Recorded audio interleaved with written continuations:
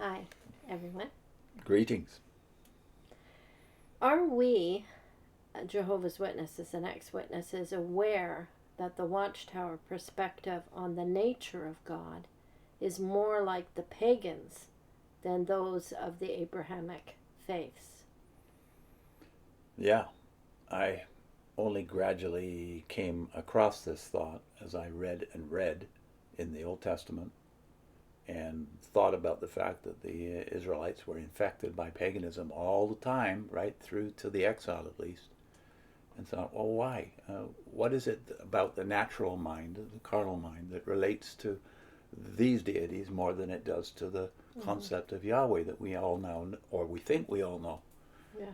And we wanted to put a plug in for 2 videos that our friend Austen McMahan has done just in the last week or so that lay all this out, that the view of God that you think you have, which you think is the true thing, the true image of God in the Bible, if you're a Jehovah's Witness, and far beyond Jehovah's Witnesses, are infected by the pagan notions of God too, the limitations of God. So the God we had as Jehovah's Witnesses is local and limited. Now Austen has done a marvelous job of laying all this out in 2 videos. They're total about 40 minutes. But we wanted to plug specifically the second of the 2. The first one is more abstract, it's more general concepts, but the second one is the one where it focuses on what's wrong with the Jehovah's Witnesses' view of Jehovah. Because we did think we knew Jehovah, or at least I thought I knew Jehovah as a witness, and I thought my view of God was high. But that was only out of ignorance that I thought my view of God was high enough. Yeah. That changed with time. The first video that Austen has done is called An Introduction to Biblical Theism. And that might scare you off. It's a bit academic, that title. Yeah. But don't let it. It is a challenging video, but Austen is very methodical.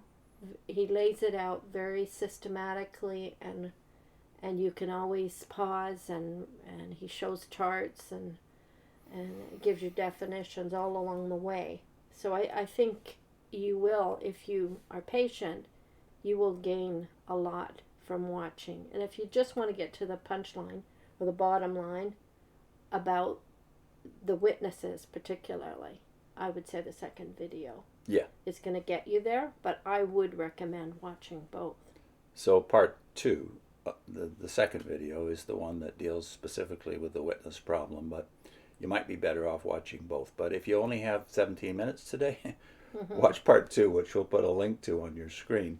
Yeah. He's done 4 other videos before this series on Carl Olaf Johnson and the Gentile Times Reconsidered. Watch those too. But I think you'll probably know more about that if you're an ex-witness than you do about biblical theism. So this is the one that really nails it. And you may have heard that in the early days the Watchtower actually put God on a planet or a star anyway, somewhere in the located universe. So we have done 2 videos that talk about that somewhat, and Psalm 139. So we'll link those at the end. Yeah. Now Austen does deal with the Pleiades issue here and talks about how that view has been abandoned, but the way they think has not been abandoned. They're still thinking about a located and unlimited God. Yeah. So he traces that historical development too, specifically in the second video. Yeah. So we'll put on the link to the first of the 2 Pleiades videos that we did. Yeah, and you can just follow the links afterward. Yeah, go to the link afterwards, and both of them deal with Psalm 139. And David's view of God, the unlimited, omnipresent God, 3,000 years ago, is dealt with in those 2 videos. So you'll find the first of those 2, and also the second of Austen's 2 on your screen. Yeah. See you next time.